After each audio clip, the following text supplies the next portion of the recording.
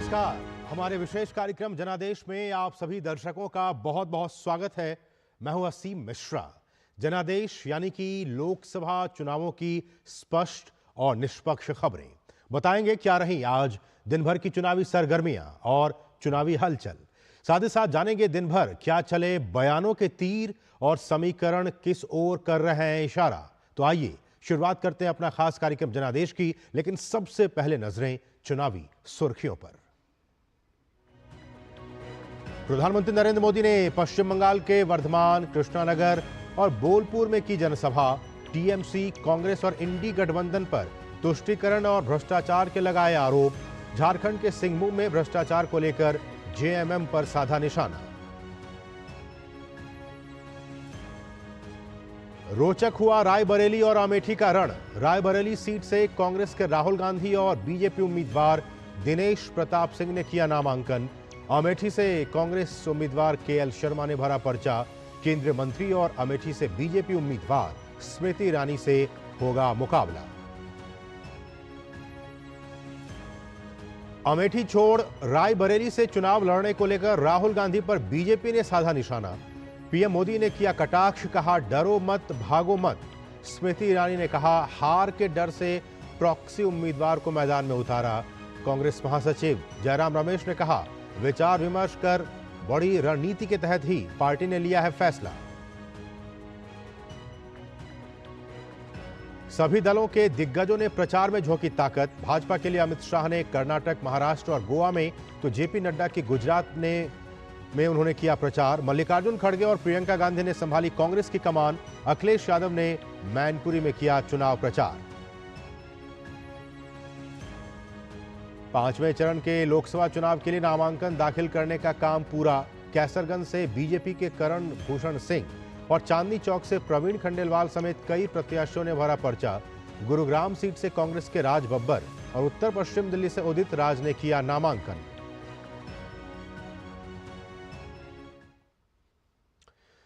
और उत्तर प्रदेश में गांधी परिवार की गढ़ रही 2 सीटें रायबरेली और अमेठी से उम्मीदवारों के नाम अब तय हो चुके हैं। अपनी परंपरागत सीट अमेठी को छोड़कर राहुल गांधी अब रायबरेली से चुनाव लड़ेंगे और अमेठी से पार्टी ने केएल शर्मा को उम्मीदवार बनाया है। हालांकि हर कांग्रेस कार्यकर्ता यह चाहता था कि राहुल गांधी अमेठी से ही चुनाव लड़े। ऐसे में राहुल गांधी के अमेठी से चुनाव नहीं लड़ने से कई सवाल खड़े हो गए हैं कि राहुल गांधी ने अमेठी के बजाय आखिरकार रायबरेली को क्यों चुना। क्या स्मृति ईरानी जैसा मजबूत उम्मीदवार होना इसकी मुख्य वजह बन गया है? हम इस पर विस्तार से चर्चा करेंगे, लेकिन हमारी सबसे पहले इसी पर यह खास रिपोर्ट आपको हम दिखाते हैं।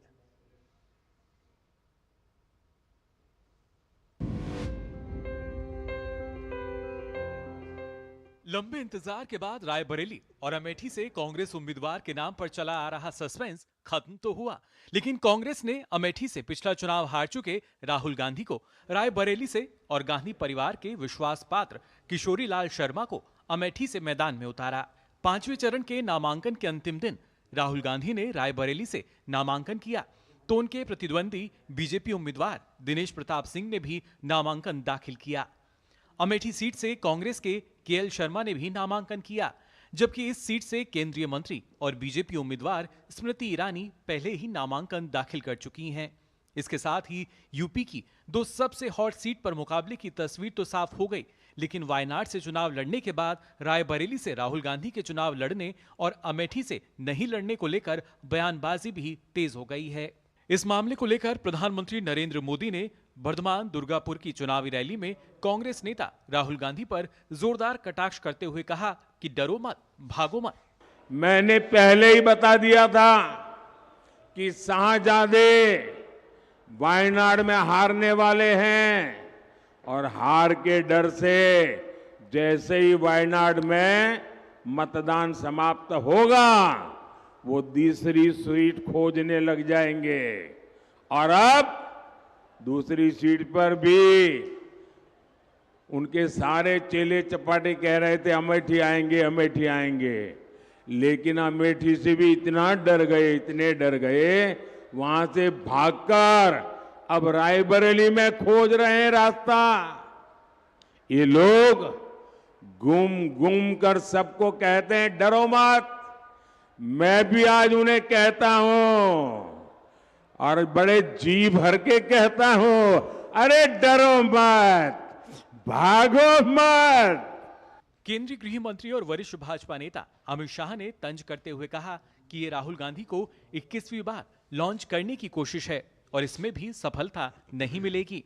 केंद्रीय मंत्री अनुराग सिंह ठाकुर ने कहा कि राहुल गांधी डरे हुए हैं, इसलिए वो अलग अलग जगह से चुनाव लड़ रहे हैं। राहुल बाबा नाम के यान को सोनिया जी 20 बार लॉन्च कर चुकी है, मगर लॉन्चिंग इनकी सफल नहीं हुई है। और आज 21वीं बार फिर से अमेठी से भागकर रायबरेली में पर्चा डाला। अरे राहुल बाबा, मैं यहां से रायबरेली का परिणाम बता देता हूं। भारतीय जनता पार्टी के प्रत्याशी दिनेश प्रताप सिंह के सामने आप रायबरेली से प्रचंड बहुमत से हारने जा रहे हैं। राहुल गांधी जी कहते थे डरो मत, डरो मत, डरो मत। अब डर डर कर कभी अमेठी से वायनाड, कभी वायनाड से रायबरेली, ये दिखाता है कि हार का डर कहां कहां लेकर जा रहा है।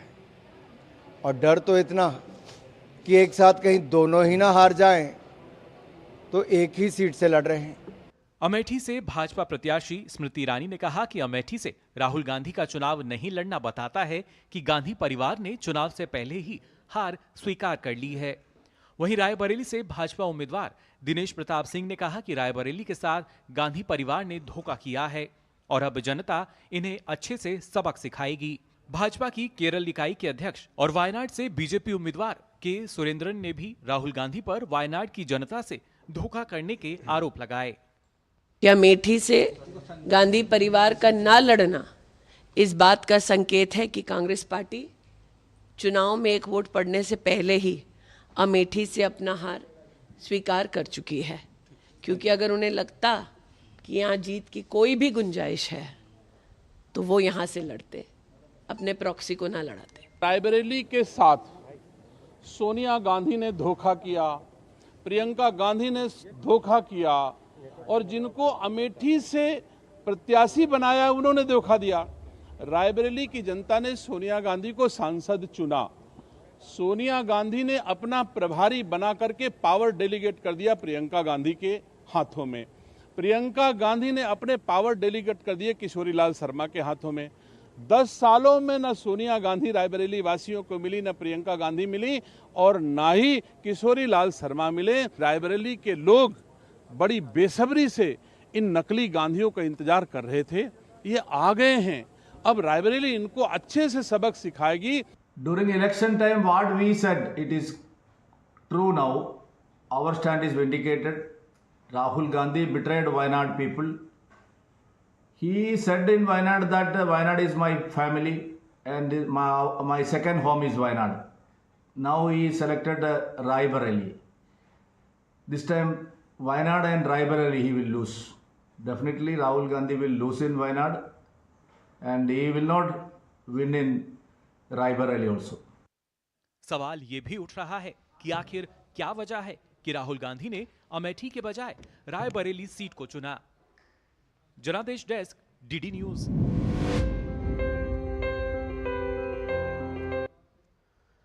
हालांकि इस पूरे मसले पर, पूरे मामले पर कांग्रेस ये कह रही है कि ये फैसला बहुत ही सोच समझकर विचार विमर्श करने के बाद ही एक रणनीति के तहत लिया गया है। कांग्रेस ये भी कह रही है कि प्रियंका गांधी ने खुद चुनाव लड़ने की बजाय प्रत्याशियों के लिए प्रचार करना ज्यादा जरूरी समझा है। क्या है सच्चाई, इस रिपोर्ट को देखते हैं।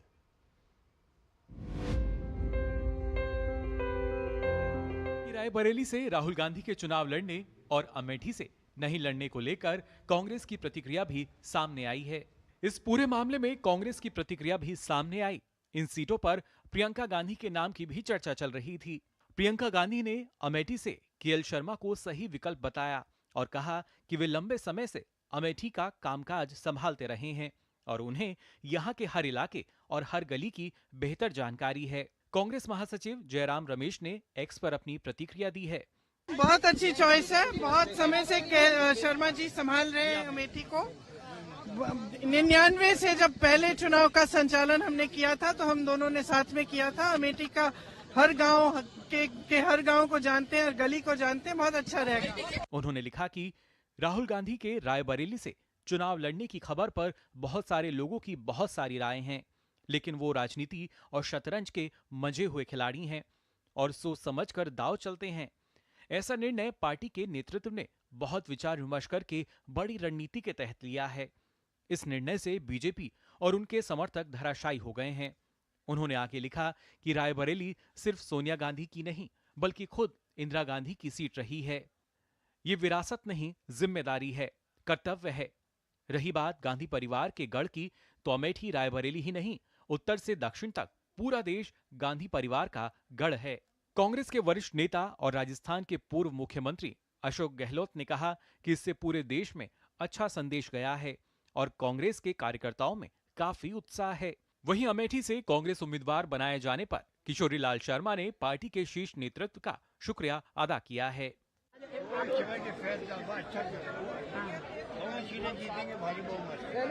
अभी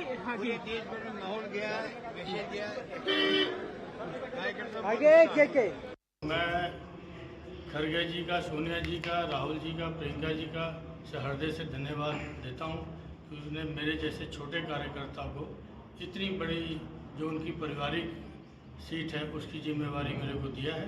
मैं पूरी कोशिश करूंगा कि यहाँ मेहनत करूं, क्योंकि मैं यहाँ 40 साल से इस क्षेत्र की सेवा कर रहा हूँ। कांग्रेस समर्थक इस फैसले को मास्टर स्ट्रोक कह रहे हैं, पर समझ में नहीं आ रहा कि इसका आधार क्या है।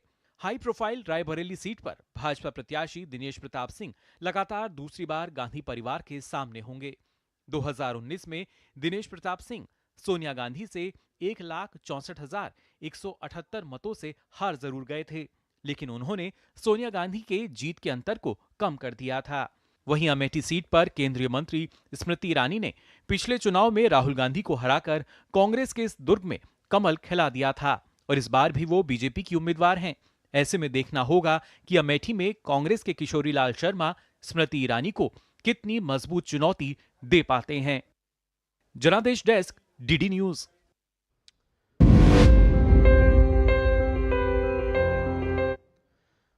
और इस सबके बीच कांग्रेस के वरिष्ठ नेता शशि थरूर से इसी मुद्दे पर डीडी न्यूज के हमारे सहयोगी नीरज सिंह ने खास बातचीत की है। इस बातचीत में शशि थरूर ने यह कहा है कि रायबरेली सीट गांधी परिवार की एक पारंपरिक सीट रही है, इसलिए राहुल गांधी इस सीट से चुनाव लड़ रहे हैं। राहुल गांधी वायनाड से रहेंगे या फिर रायबरेली से, इसका जवाब राहुल गांधी ही दे सकते हैं।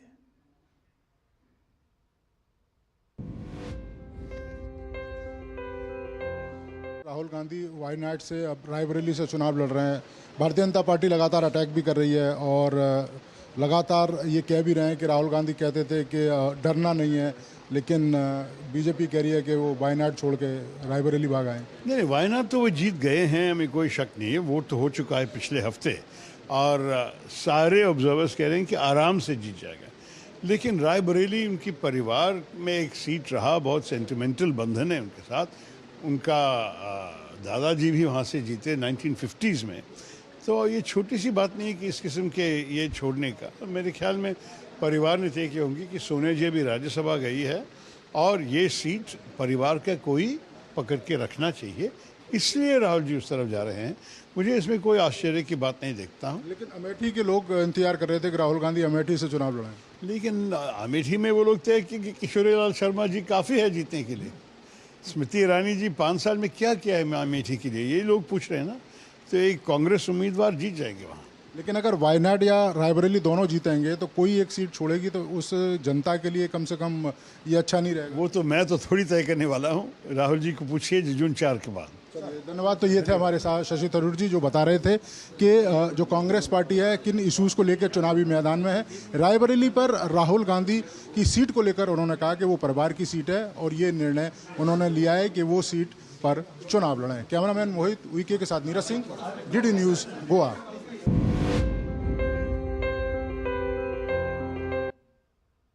और वहीं रायबरेली लोकसभा सीट से पर्चा दाखिल करने के बाद वायनाड के भी लोगों जो हैं उनकी भी अलग अलग तरीके की प्रतिक्रियाएं देखने को मिल रही हैं। कई लोगों का यह मानना है कि उन्होंने रायबरेली से उतरकर यहां के लोगों के साथ धोखा किया है।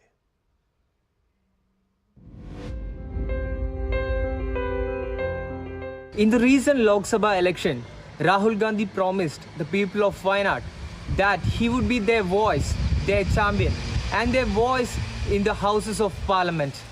He spoke passionately about how Wayanad was like his second home, how he would stand by its people through thick and thin. But now, as the 2024 election approached, Rahul Gandhi's true colors have been revealed. He has decided to contest from Raebareli, abandoning the very people he promised to serve in Wayanad. I don't know what message Rahul Gandhi is giving to Wayanad people when he is contesting in Raebareli. What I personally feel is he should have contested only in somewhere in North India instead of contesting in Wayanad. As we all know, Sri Rahul Gandhi is contesting two of the constituency in India, which are Wayanad and Raebareli. Now the speculations has been arrived. The question is, will he resign from Wayanad due to his political focus on North India?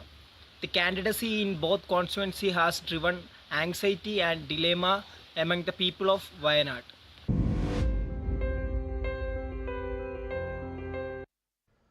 तो ये आपने सुनी वहां के लोगों की प्रतिक्रिया। और इस सब के बीच राहुल गांधी द्वारा अमेठी की बजाय रायबरेली सीट से चुनाव लड़ने को लेकर जनता के बीच एक मिला जुला माहौल है।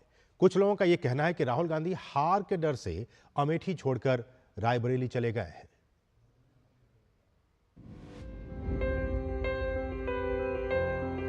ये है कि मतलब जब इलेक्शन टाइम होता था तो दिखाते थे, नहीं तो बीच में कोई नहीं, जनता परेशान तो हुई है। अब इन लोग ये है बीजेपी लोग हैं, अपना जनता का समाधान या आते जाते रहते हैं। डर के भाग गए बेचारे, क्या करें, हार जाएंगे क्योंकि कुछ किए तो है नहीं। 5 साल आए भी नहीं थे, हारने के बाद आए भी नहीं, कम से कम अमेठी जनता जी रही है, मर रही है, चलो देख लें।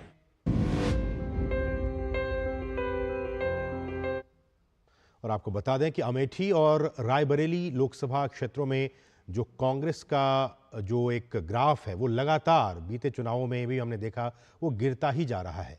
एक और जहां ये दोनों ही निर्वाचन क्षेत्र गांधी परिवार का गढ़ माने जाते रहे हैं, वहीं चुनावी मैदान पर कुछ दूसरा ही नज़ारा हमें देखने को मिला है। साल 1999 से लेकर 2019 तक के आम चुनावों के आधार पर अगर हम देखें तो अमेठी लोकसभा सीट पर कांग्रेस ने 1999 की बात की जाए तो लगभग 48.07%, वहीं 2004 में 49.33%, 2009 में 57.25%, 2014 में 46.70% वोट मिले और 12.36% मत अंतर के साथ राहुल ने जीत हासिल की। वहीं स्मृति ईरानी को 34.38% वोट मिले। वहीं 2019 में कांग्रेस ने 5.85% मत अंतर के साथ ये सीट भाजपा के हाथों गंवा दी। 2019 में यहां भाजपा की स्मृति ईरानी ने कांग्रेस के राहुल गांधी को शिकस्त दी थी। और वहीं 1999 से लेकर 2019 तक रायबरेली लोकसभा सीट की बात की जाए तो यहां पर कांग्रेस का कब्जा रहा, लेकिन जीत का जो फीसद है वो कम होता गया। अगर आंकड़ों पर एक नजर डालें तो हार जीत का अंतर हम आपको दिखाएं ग्राफिक्स के जरिए। ये देखिए 1999 हमने देखा कि जो अंतर था वो लगभग 11.25% था। 2004 में ये बढ़ के 38.81% हो गया, फिर 2009 में 55.83% हो गया, फिर 2014 में 42% और फिर 2019 में 17.44% हो गया। तो इन आंकड़ों के जरिए आप समझ सकते हैं कि किस तरह से जो वोट परसेंटेज है और जो ग्राफ है वो लगातार उसमें गिरावट आती गई है कांग्रेस के लिए। क्या है इसके मायने? और आज जो कुछ सियासी बातें निकलकर सामने आई कि अमेठी को छोड़कर राहुल गांधी अब रायबरेली से चुनावी मैदान में है, इसके क्या कुछ मायने हैं? ये फैसला क्यों लिया गया? इसका क्या कुछ असर होगा रायबरेली सीट पर भी और अमेठी सीट पर भी? इसके लिए हमारे साथ एक बहुत ही खास मेहमान वरिष्ठ पत्रकार मदन मोहन जड़ा जी इस वक्त हमारे साथ स्टूडियो में मौजूद हैं। मदन जी, आपका बहुत बहुत स्वागत है। और साथ ही साथ हमारे जो सहयोगी अश्विनी हैं वो भी इस वक्त रायबरेली से ही वहाँ पे मौजूद है। आज वो दिन भर इन पूरी प्रक्रियाओं को वो देखते रहे हैं, समझते रहे। अश्विनी, आपका भी बहुत बहुत स्वागत है। अश्विनी, मैं सबसे पहले आप ही के पास आना चाहूँगा, क्या कुछ प्रतिक्रिया, चूँकि हमने अभी कुछ लोगों की प्रतिक्रियाएँ दिखाई रायबरेली से भी, अमेठी से भी और वायनाड से भी, लोग बहुत ज़्यादा गुस्से में है। खासकर अगर वायनाड की बात की जाए, लोग कह रहे हैं कि ये धोखा है, क्योंकि आपने कहा था कि हम आपकी आवाज़ को संसद तक पहुंचाएंगे और आप रायबरेली चले गए। वहीं हमने अमेठी के लोगों को भी सुना, वो भी नाराज़ हैं। आपकी लोगों से बातचीत होगी, क्या कुछ कहना इस पूरे फैसले के बाद से?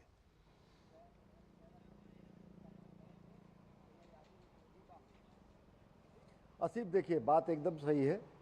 दो क्षेत्रों में, चाहे वो अमेठी हो चाहे वायनाड हो, लोग हताश है, खासकर जो कांग्रेस के समर्थक हैं। सबको ये उम्मीद थी कि राहुल गांधी अमेठी की सीट को रिटेन करेंगे, यहाँ से वो प्रत्याशी बनेंगे और जो पिछला चुनाव है उसके परिणामों को बदलने की कोशिश करेंगे जी। लेकिन जिस तरीके से राहुल गांधी का निर्णय रहा, और वो भी अंतिम समय में, जिसको वो मास्टर स्ट्रोक मान के चल रहे हैं, जनादेश के बाद पता चलेगा कि वो मास्टर स्ट्रोक है कि वो हिट विकेट हुए हैं या किस तरीके से सेल्फ गोल किए हैं, ये जनादेश तय करेगा।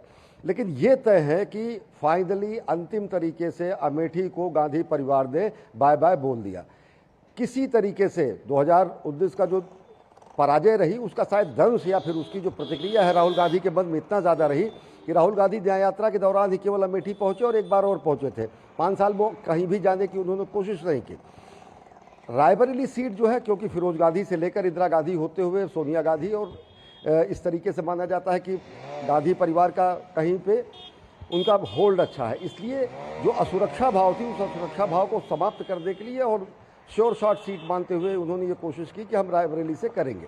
लेकिन मैसेज तीनों सीटों में अगर देखें तो ऐसी दुविधापूर्ण स्थिति है कि लोग, जो कांग्रेस जन है, वो अमेठी में हताश है, निराश हैं, परेशान और दुविधा में है वायनाड के लोग। और रायबरेली के लोग इस बात पर भी विश्वास नहीं कर पा रहे कि अगर ये अमेठी भी छोड़ सकते हैं तो रायबरेली छोड़ देने की स्थिति भी कभी आ सकती है, क्योंकि इंदिरा गांधी 1980 में जब इसी रायबरेली से वो जीती थी तो उन्होंने आंध्र प्रदेश, जो कि अभी तेलंगाना का मेडक जिला है, मेडक जिला से भी वो जीती थी।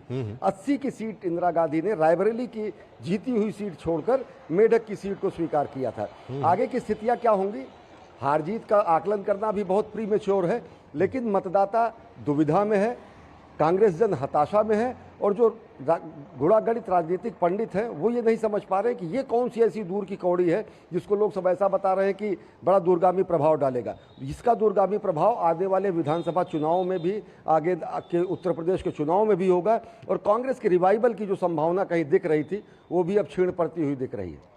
तो इसका मतलब अश्विनी ये निकाला जाए कि क्या वाकई जिस बात का जिक्र आप कर रहे हैं और जो जनता वहां कह रही है कि क्या वाकई राहुल गांधी अमेठी में स्मृति ईरानी से डर गए, उनको एक बार फिर लगा कि एक बार फिर ना वो चुनाव हार जाएं, और अगर वो वहां से चुनाव लड़ते और हार जाते तो क्या वाकई कांग्रेस की ऑफिशियली आधिकारिक तौर पर विदाई हो जाती पूरे यूपी से?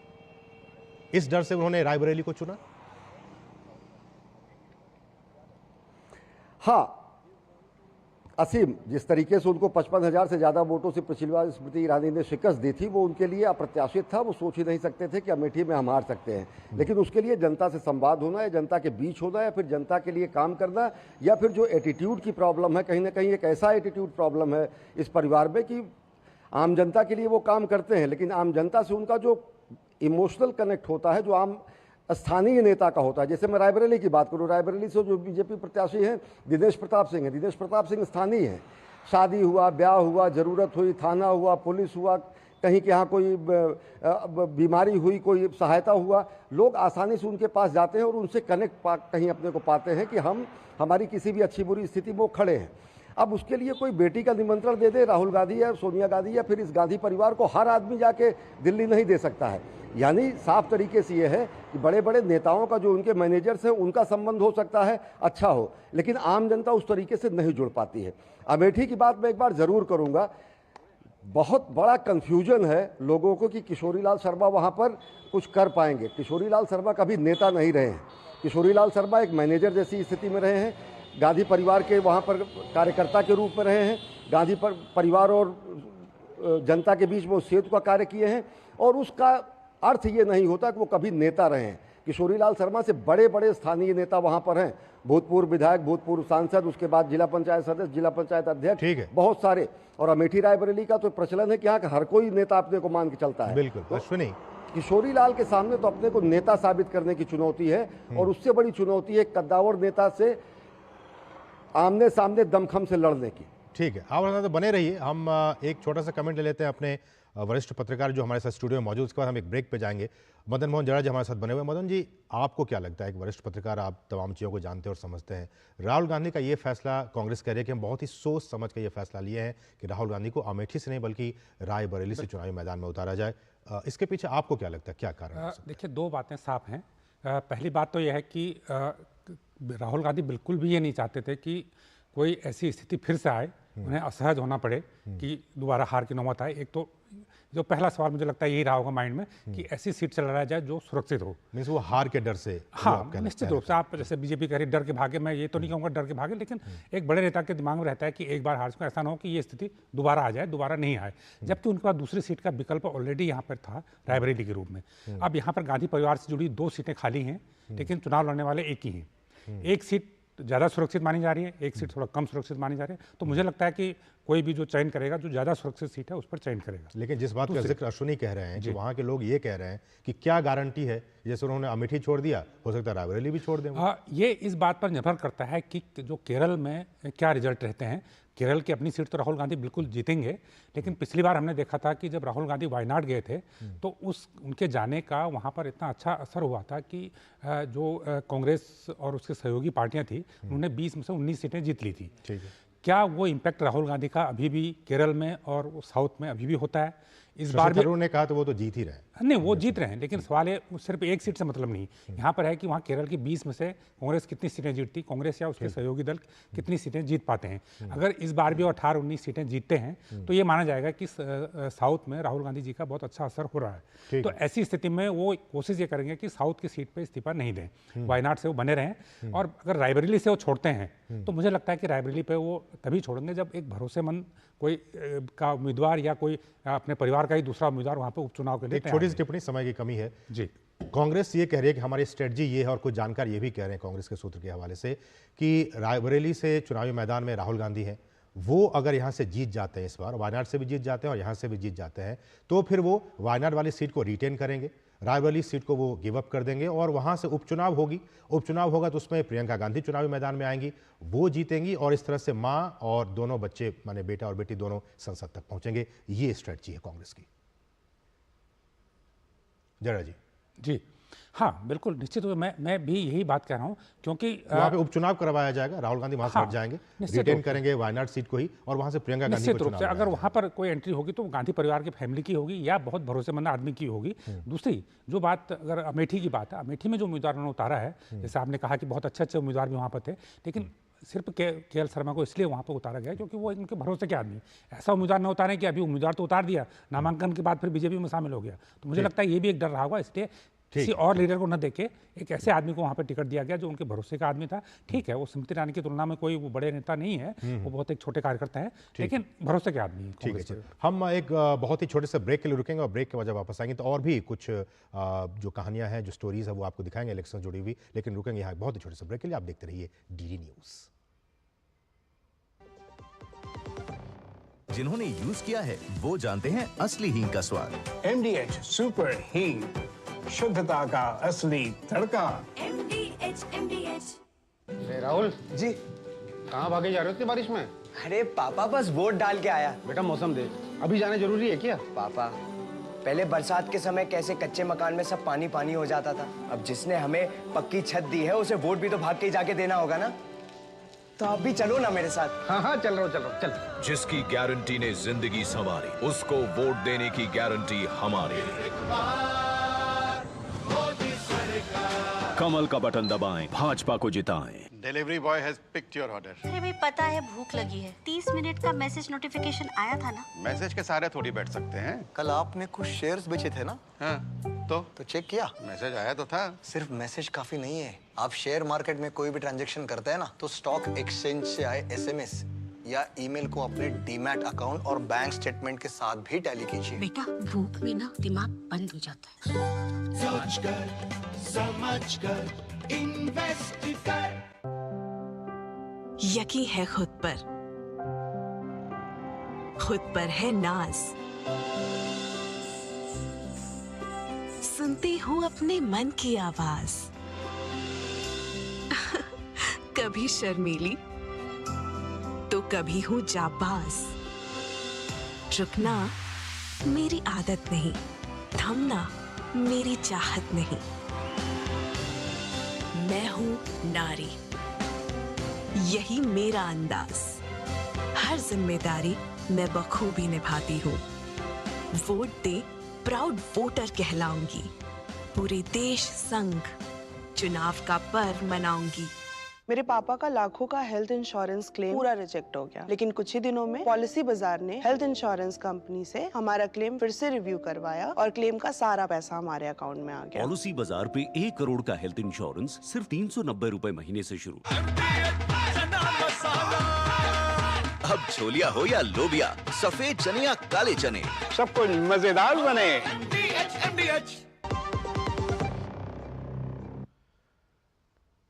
और एक बार फिर से आपका स्वागत है जनादेश में। और आज हम बात कर रहे हैं कि किस तरह से ये जो फैसला लिया गया कि राहुल गांधी अमेठी से नहीं बल्कि रायबरेली से चुनाव लड़ेंगे, इसके क्या कुछ मायने हैं, क्या कुछ निहितार्थ है, आज हम उसी पर चर्चा करें। हमारे साथ दोनों ही व्यक्ति जुड़े हुए हैं। हमारे साथ हमारे सहयोगी अश्विनी जुड़े हुए थे रायबरेली से, और साथ ही साथ हमारे साथ स्टूडियो में वरिष्ठ पत्रकार मदन मोहन जड़ा जी हैं। मदन मोहन जी, एक आखिरी सवाल आपसे, एक छोटी सी टिप्पणी आपसे चाहूँगा कि हमने देखा कि इस नामांकन पत्र भरने के दौरान चूंकि कांग्रेस और समाजवादी एक साथ चुनावी मैदान में है, समाजवादी पार्टी का कोई बड़ा नेता इस दौरान हमें नजर नहीं आया।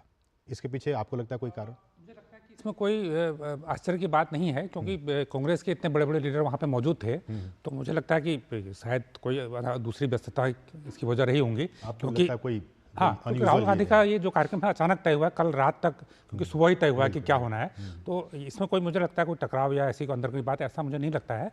तो वही व्यस्तता रही होगी, पहले से तय कार्यक्रम, इसीलिए सर नहीं आए होंगे। लेकिन यह है कि समाजवादी पार्टी में और अभी जो कांग्रेस में जो गठबंधन चल रहा है, मुझे लगता है अभी वो काम कर रहा है।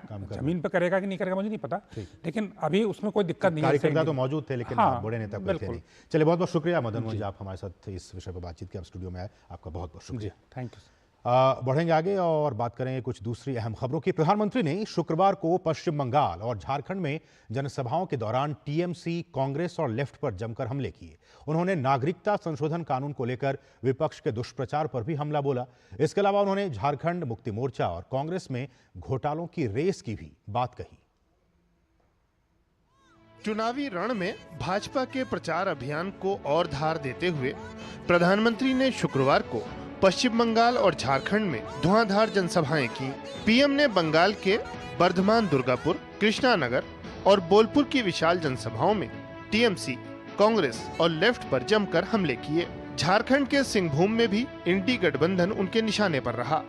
बर्धमान, दुर्गापुर की जनसभा में पीएम ने तुष्टीकरण और वोट बैंक की राजनीति पर कटाक्ष किया।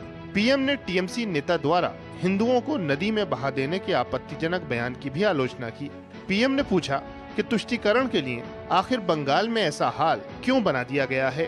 बंगाल में हिंदुओं के साथ क्या हो रहा है? ऐसा लग रहा है यहां हिंदुओं को बंगाल में टीएमसी की सरकार ने यहां हिंदुओं को दोयम दर्जे का नागरिक बना करके रख दिया है। कृष्णानगर की जनसभा में पीएम ने कहा कि इस चुनाव में टीएमसी, कांग्रेस या लेफ्ट सरकार में आने की स्थिति में दूर दूर तक नहीं है। पीएम ने कहा कि टीएमसी को संविधान का पालन करने का निर्देश देने के लिए अदालतों को बार बार हस्तक्षेप करना पड़ता है। पीएम ने नागरिकता संशोधन कानून को लेकर विपक्ष के दुष्प्रचार पर हमला बोला। टीएमसी को किसी पीड़ित हिंदू को अधिकार मिलने से एलर्जी है, लेकिन टीएमसी को ये पता होना चाहिए कि वो सीएए को लागू होने से रोक नहीं सकती। और मैं सीएए के माध्यम से भारत की नागरिकता मांग रहे हर व्यक्ति को आज विश्वास दिलाता हूं, उन्हें उनका हक मिलकर रहेगा, उन्हें हर सरकारी योजना का लाभ मिल करके रहेगा। और ये मोदी की गारंटी है। पश्चिम बंगाल के बोलपुर में प्रधानमंत्री ने इंडी गठबंधन के घपलों घोटालों के रिकॉर्ड का जिक्र किया। पीएम ने बंगाल में ममता सरकार के दौरान हुए एक के बाद एक घोटालों की याद दिलाई। शिक्षक भर्ती घोटाले को बच्चों के भविष्य के साथ खिलवाड़ बताते हुए पीएम ने कहा कि भर्ती रद्द होने से। और अब हम आपको सीधे लिए चलेंगे रांची, जहां इस वक्त प्रधानमंत्री नरेंद्र मोदी रोड शो कर रहे हैं। जी हां, रोड शो कर रहे हैं और वहां के लोग उनकी एक झलक पाने के लिए बेताब हैं।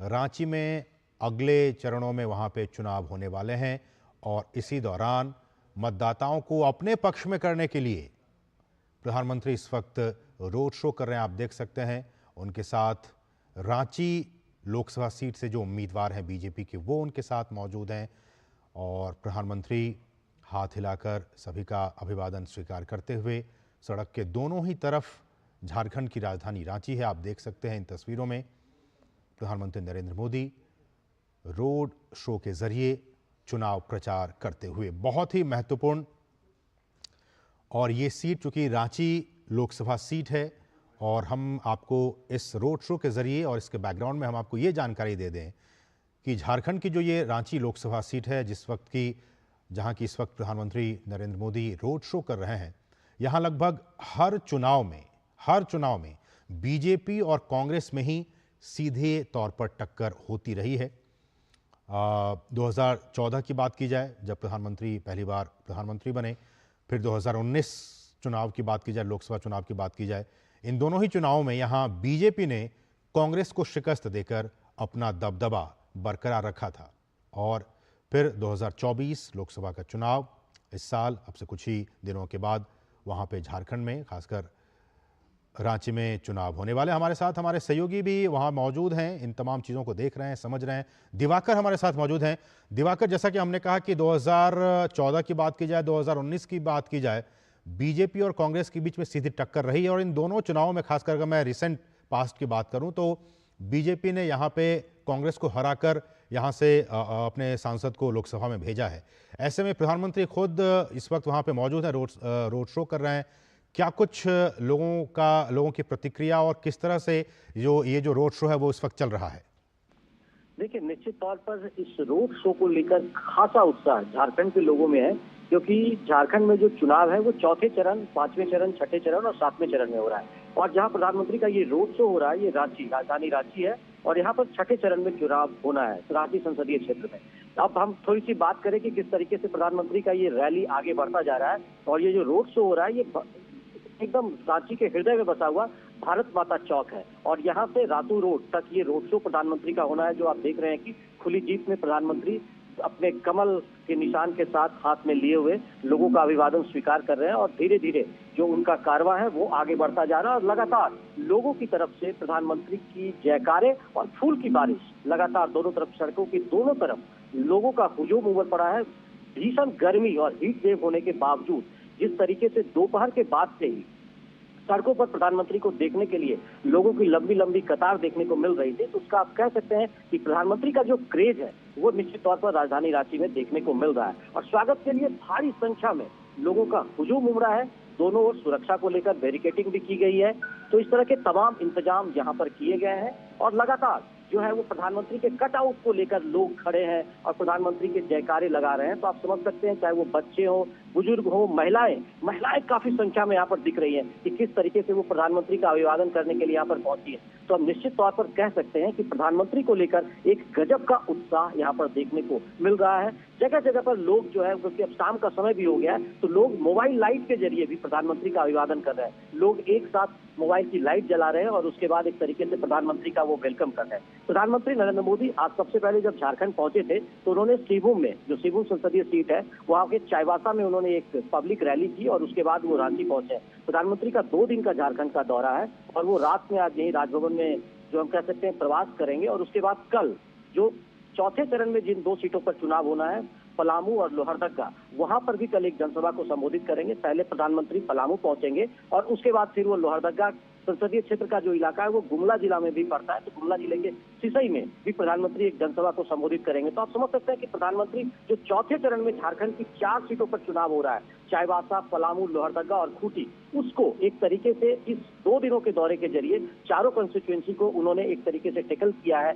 और यहाँ के जो लोग हैं उन पर अपनी बात पहुंचाई कि किस तरह से प्रधानमंत्री नरेंद्र मोदी ने जो विकास के वादे किए थे, जो मोदी की गारंटी है, उसका एक विश्वास पैदा करने की कोशिश उन्होंने रोड शो के जरिए और यहाँ पर जो आज उन्होंने जनसभा सेवा में किया है उसके जरिए भी उन्होंने करने की कोशिश की है। जी दिवाकर, चूंकि हम इस रोड शो के जरिए या फिर जब प्रधानमंत्री जब किसी लोकसभा क्षेत्र में जाते हैं चुनावी सभा को संबोधित करने के लिए, और हम जब अपने सहयोगियों से बात करते हैं तो उस सीट का जो समीकरण क्या है, कैसे वो समीकरण साधने की कोशिश में बीजेपी लगी है, इस पर भी विस्तार से बातचीत करते हैं ताकि हमारे जो दर्शक हैं वो समझ सके।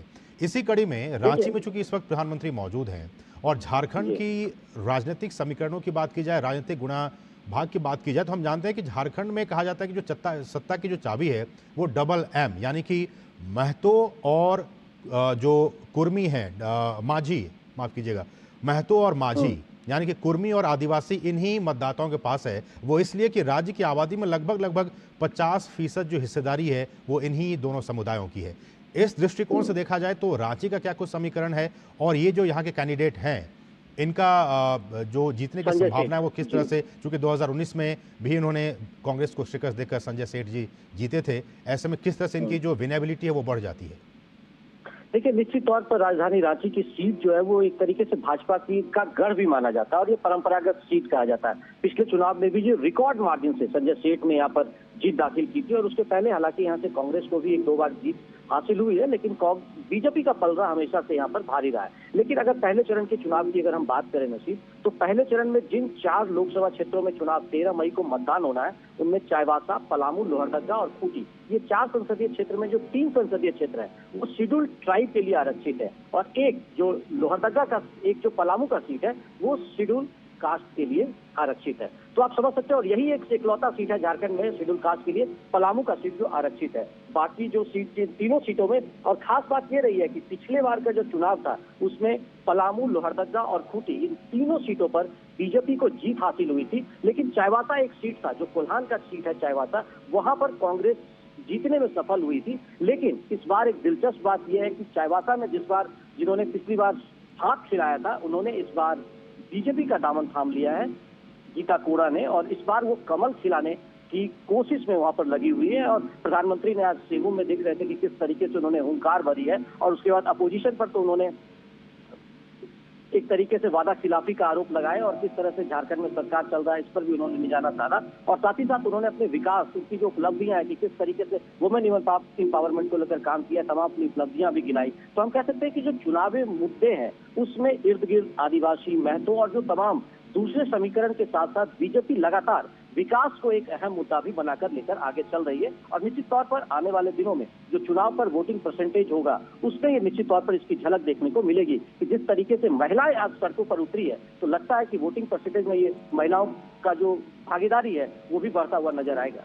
जी, और ये भी आपसे जानना चाहेंगे दिवाकर, जिस तरह से हमने देखा कि केंद्र की मोदी सरकार ने आदिवासियों के सम्मान के लिए आदिवासी सम्मान दिवस मनाने का, आदिवासी गौरव दिवस मनाने का फैसला किया, आदिवासियों के उत्थान के लिए, उनके सामाजिक, आर्थिक, राजनीतिक विकास के लिए भी वो लगातार बीते 10 वर्षों में काम किए हैं। और हम जानते हैं जब झारखंड की बात आती है, हम जानते हैं कि यहाँ पे जो वन संपदा की बात हो, खनिज संपदा की बात हो, इन तमाम संपदाओं के होने के बावजूद भी अगर मैं कहूँ कि जो वर्तमान सरकार है, राज्य की सरकार, उन्होंने आदिवासियों के लिए, चूँकि ये आरोप लगातार बीजेपी लगाती रही है कि वो जितना काम करना चाहिए, इतनी संपदाएं होने के बावजूद भी उस तरीके से झारखंड का विकास नहीं हुआ है।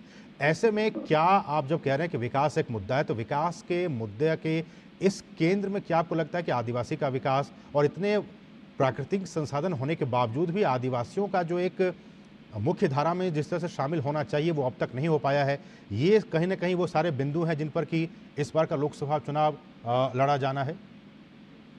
देखिए, निश्चित तौर पर जैसा कि बात आप कह रहे थे कि केंद्र में जब से बीजेपी की सरकार बनी है तो इन्होंने एक तरीके से जनजातियों को गौरव दिलाने के लिए सबसे पहले एक ट्राइबल मिनिस्ट्री का गठन किया गया, तो आप समझ सकते हैं कि कितना महत्वपूर्ण केंद्र बनाया गया, ताकि इसके जरिए एक अलग मंत्रालय के जरिए आदिवासियों के विकास किस तरीके से होने चाहिए, उत्थान किस तरीके से होने चाहिए, इसको परिलक्षित करने की कोशिश की गई। उसके बाद पिछले साल जब प्रधानमंत्री नरेंद्र मोदी ने, जो बिरसा मुंडा का जन्मदिन है 15 नवंबर, उसको उन्होंने जनजातीय गौरव दिवस घोषित करने की कोशिश की और उसके बाद उसे जनजातीय गौरव दिवस घोषित किया गया और उसके बाद लगातार उसका जो सेलिब्रेशन है वो राष्ट्रीय स्तर पर किया जाने लगा। तो आप समझ सकते हैं कि किस तरीके से झारखंड में जिनको भगवान के रूप में पूजा जाता है, बिरसा मुंडा को, उनका जो जन्मदिन था उसे उन्होंने एक तरीके से राष्ट्रीय फलक पर प्रधानमंत्री नरेंद्र मोदी लेकर गए और उसके बाद आदिवासियों को एक सम्मान की, जो गुमनाम एक तरीके से जो हीरोज और भी दूसरे लोग थे जनजाति समाज के, जिन्होंने आजादी में अपना योगदान दिया था, लेकिन राष्ट्रीय फलक पर उनकी चर्चा नहीं होती थी,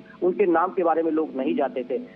तो उसी आधार पर उन्होंने देश के कई कोने में ट्राइबल म्यूजियम जो है वो उन जनजातीय समाज के जो एक तरीके से हीरो थे उनके नाम पर उन्होंने बनाया और वहां पर उनके जो योगदान है वो परिलक्षित होते हैं, ताकि जो आने वाली पीढ़ी है, जो नई पीढ़ी है, वो जान सके कि कितना देश की आजादी में ये जो जनजातीय समाज है इनकी भी बड़ी भूमिका है। तो आप समझ सकते हैं कि जनजातीय समाज को मुख्य धारा में लाने के लिए बीजेपी ने अपनी तरफ से प्रयास किया है। प्रधानमंत्री लगातार फोकस करते हैं और लगातार जो प्रधानमंत्री का एक फोकस होता था नरेंद्र मोदी का कि किस तरीके से वो झारखंड जैसे जो राज्य है, पूर्वोत्तर इलाके के जो राज्य हैं, वो जो विकास की गाथा में पीछे रह गए हैं, वहां पर उन्हें किस तरीके से विकास की किरण वहां पर पहुंचाई जाए और उन्हें मुख्य धारा में लाया जाए। तो लगातार उसकी फलक दिख भी रही है और चुनाव में निश्चित तौर पर ये एक मुद्दा यहाँ पर होगा। और देखिएगा, प्रधानमंत्री नरेंद्र मोदी जब आज सीमू में भी बोल रहे थे तो उन्होंने विकास को एक अहम मुद्दा बताया और जब कल वो पलामू और लोहरदगा पहुंचेंगे तो निश्चित तौर पर जनजातीय समाज के लिए उनके द्वारा जो किए गए कार्य हैं और दूसरे समाज और झारखंड में जो नक्सलवाद का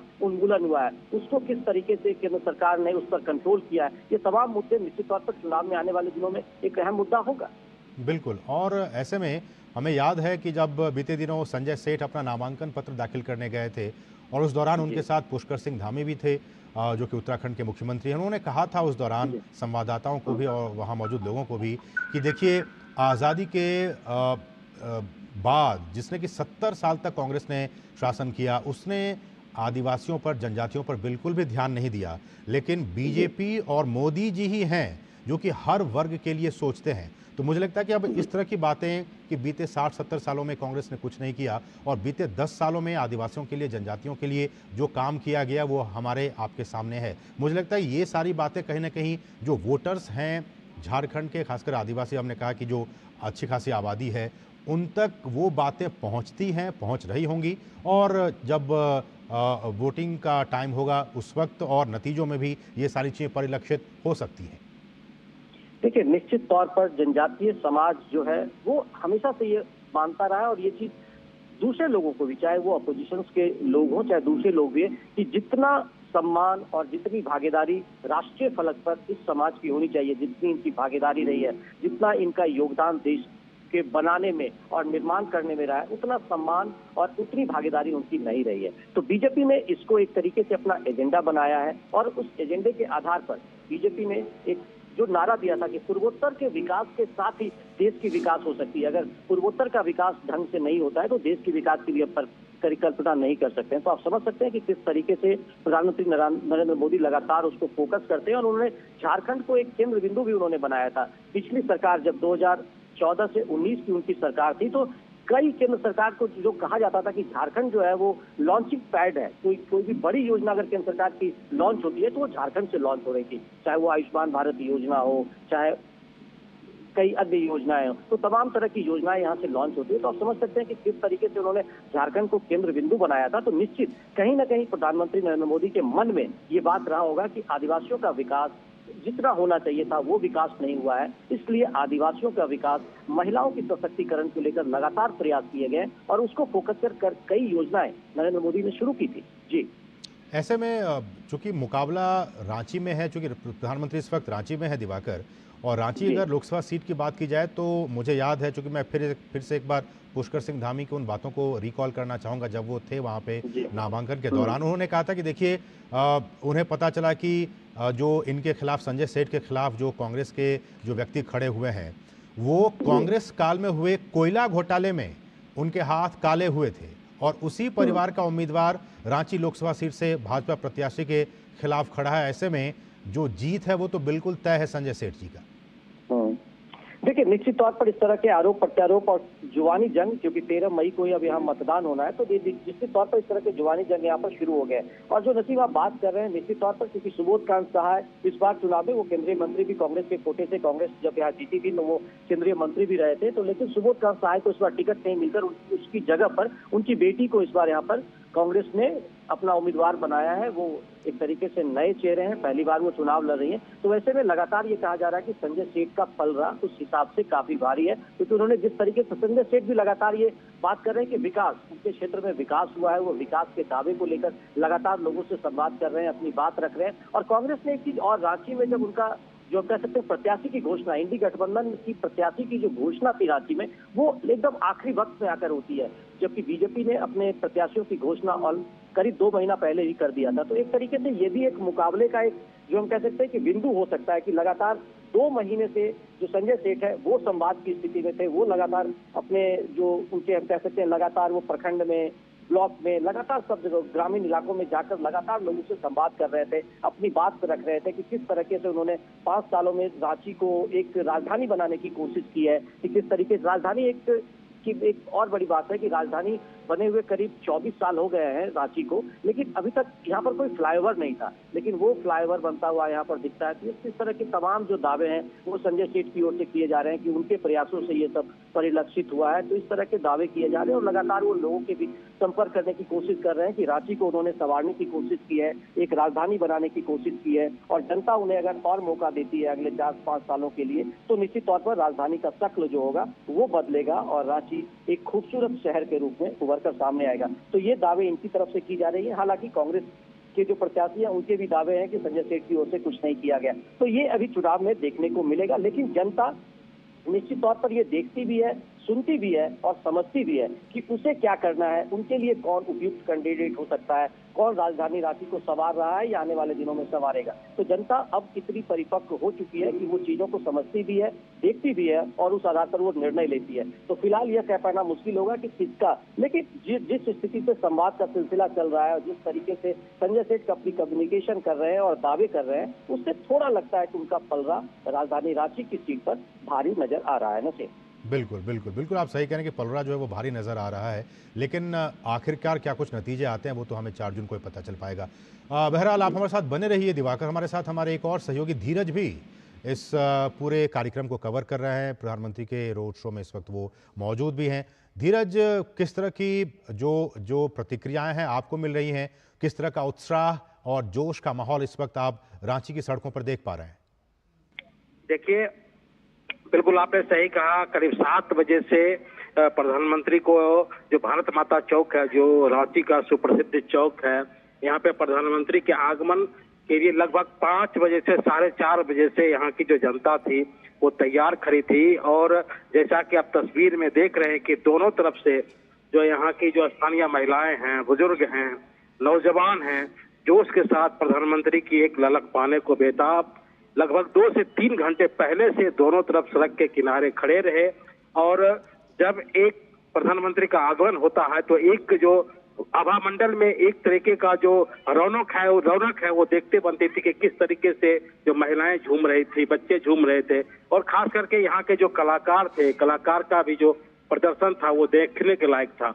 और अभी आप देख रहे हैं कि किस तरीके से अगर रांची शहर की हम बात की जाए तो रांची शहर और इसके अलावा जो यहाँ के आदिवासी इलाके, और जैसा कि हम सभी जानते हैं कि जो प्रधानमंत्री की जो प्राथमिकताओं में आदिवासियों का विकास रहा है, चाहे वो बार बार अपनी यात्राओं में भी कहते हैं कि किस तरीके से जो आदिवासी जो पिछड़े इलाकों में रहते हैं वहां तक मूलभूत सुविधाएं पहुंचे, उनके जो उपज का जो लाभ है उनको उनकी उपज का लाभ मिले, उनके लिए आवास योजना से उनके लिए घर का निर्माण हो, और सबसे महत्वपूर्ण है कि वो मुख्य धारा का हिस्सा बने।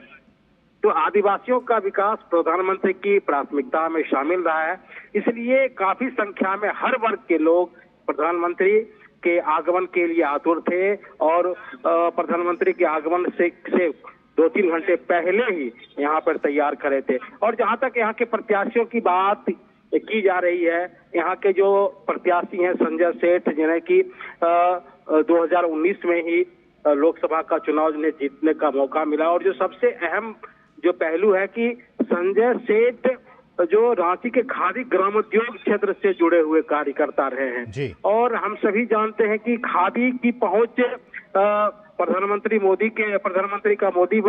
का जो पीएम बनने के बाद खादी की पहुंच कैसे गांव-गांव तक पहुंची है, इन चीजों को भी हमने देखा है। तो एक तरीके से कहा जा सकता है और संजय सेठ खादी ग्रामोद्योग से जुड़े रहे हैं, तो माना ऐसा जा रहा है कि जो संजय सेठ की पहुंच रांची के हर घर तक है, क्योंकि खादी यहाँ घर घर में फैला हुआ है। तो इसका फायदा संजय सेठ को जरूर एक बार मिल सकता है। और जहां तक विकास की बात हो, सड़क के किनारे जैसे कि हम देख रहे हैं कि किस तरीके से बीते 5 साल में जो रांची का विकास, रांची को हमने विकसित होते देखा है, वो चीज भी आप देख सकते हैं कि किस तरीके से अच्छी सड़कें आपको देखने को मिल जाएगी रांची में। और इसके अलावा जो ट्रैफिक की सुविधा, हालांकि थोड़ी सी समस्या है ट्रैफिक की शहर में, उसके बावजूद भी ट्रैफिक को नियंत्रण करने के लिए जिस तरीके से फ्लाईओवर का निर्माण हो रहा है और बहुत जगह किया जा रहा है, तो रांची को लोगों ने बदलते देखा है, रांची को लोगों ने विकसित होते देखा है। तो इसका प्रभाव जरूर संजय सेठ को मिल सकता है। हालांकि चुनाव की बात करें तो चुनाव तो आंकड़ों का खेल है। चुनाव के वक्त में किस प्रत्याशी को किस मुद्दे पर मदद मिल जाए ये कहना मुश्किल होता है। और जिस तरीके से कांग्रेस का जो विपक्षी जो प्रत्याशी हैं, विपक्षी प्रत्याशी जिस तरीके से ये बता रहे हैं कि जो रांची का विकास नहीं हुआ है, तो ये कहा जा सकता है कि जब तक मतदान नहीं होता है दोनों प्रत्याशियों के अपने दावे प्रति दावे चलते रहेंगे। और इस वक्त आप देख सकते हैं कि किस तरीके से प्रधानमंत्री की जो रैली है वो बढ़ती जा रही है। और ये 1.5 किलोमीटर का जो ये कारवा है, 1.5 किलोमीटर का ये कारवा राजभवन से पहले ये खत्म होगा। और हम देख सकते हैं कि दोनों तरफ से आम लोगों का जो आम जनता का जनसैला फैला हुआ है। जी धीरज, चूंकि आप बिहार से संबंध रखते हैं और बिहार से सटा हुआ राज्य झारखंड है, झारखंड में अगले कुछ चरणों में वहां पे लोकसभा के चुनाव होने वाले हैं, और यही सवाल मैं दिवाकर से भी पूछ रहा था, वही आपसे भी जानना चाहूँगा कि पिछले चुनाव में भी हमने देखा और इस चुनाव में भी झारखंड के सत्ता के और झारखंड की सियासत की बात की जाए धीरज, तो यहाँ पे जो चाबी है वो डबल एम कहते हैं, जिसको कि महतो और माझी यानी कि कुर्मी और जो आदिवासी जो माझी हैं उनके ही पास सत्ता की चाबी है। और इन दोनों ही समुदायों की जो आबादी है वो राज्य की जनसंख्या में लगभग 50% हिस्सेदारी है। लगभग आदिवासियों के 27% और कुर्मी जो हैं वो 25% के आसपास हैं। और इन्हीं दोनों समुदायों को अपने अपने पाले में रिझाने के लिए तमाम जो पार्टियां हैं वो लगी हुई रहती हैं। ऐसे में बाकी सीटों के बारे में आपसे बाद में जानूंगा, लेकिन अगर रांची की बात की जाए, झारखंड की राजधानी है, यहाँ पे किस तरह के जातिगत समीकरण है जिनको कि साधने की कोशिश भाजपा भी कर रही है और बाकी पार्टियां भी जो कर रही हैं वो कर रही हैं? देखिए, जो सवाल आपने किया है, जो शहरी वोटर होता है, शहरी वोटर का जो मिजाज होता है वो ग्रामीण वोटर से उनका मिजाज अलग होता है। आप रांची शहर की जो आबादी है और रांची शहर के जो वोटर हैं, उन वोटर को सीधे तौर पे आप आदिवासी के तौर पे नहीं गिन सकते हैं, उनको सीधी आप जातिगत तौर पर नहीं देख सकते, क्योंकि ये जो वोटर होते हैं ये पढ़े लिखे लोग होते हैं, शिक्षित लोग होते हैं, रोजगार करने वाले लोग होते हैं और शहर में रहने वाले लोग होते हैं। तो इनकी जो सोच होती है वो एक विकसित भारत की सोच होती है। और हमने देखा कि किस तरीके से विकसित भारत की दिशा में देश में कदम बढ़ाया गया है, किस तरीके से लोगों को विकसित भारत की, इन लोगों को ये बताया गया है कि आपको विकसित भारत में न केवल भारत को विकसित बनाना है बल्कि विकसित भारत बनाने में आपको अपना योगदान देना है। और जहां तक जातीय समीकरण की बात है, जिस तरीके से प्रधानमंत्री आदिवासियों के बीच जाते हैं, जिस तरीके से उनके लिए बातें करते हैं और बार बार अपनी रैलियों में कहते भी हैं कि किस तरीके से हमने आदिवासी समाज को के उत्थान के लिए, आदिवासी समाज को ऊंचा उठाने के लिए हमने काम किया है। अभी छत्तीसगढ़ के चुनाव हुए थे, आपने बिहार का जिक्र किया, मैं छत्तीसगढ़ राज्य का ये जिक्र करता हूँ कि छत्तीसगढ़ में जो पिछले साल चुनाव हो रहे थे तो हमने वहाँ देखा कि किस तरीके से आदिवासी कल्याण के लिए जो ठोस कदम उठाए गए, चाहे महतारी बंधन योजना हो या वहाँ के जो आदिवासी है जो जंगल में रहती है तो उनको भू अर्जन का कैसे उसको लाभ मिले, उसके बाद जो तेंदुआ पत्ता से जुड़े हुए आदिवासी हैं। प्रधानमंत्री बार बार कहते थे कि इन तेंदुआ पत्ता से जुड़े हुए जो आदिवासी महिलाएं थी, इनका उत्थान कांग्रेस ने नहीं किया, क्योंकि कांग्रेस केवल आदिवासियों को वोट बैंक का हिस्सा माना, वोट बैंक का हिस्सा मानती रही है। आदिवासियों के कल्याण के लिए उन्होंने काम नहीं किया।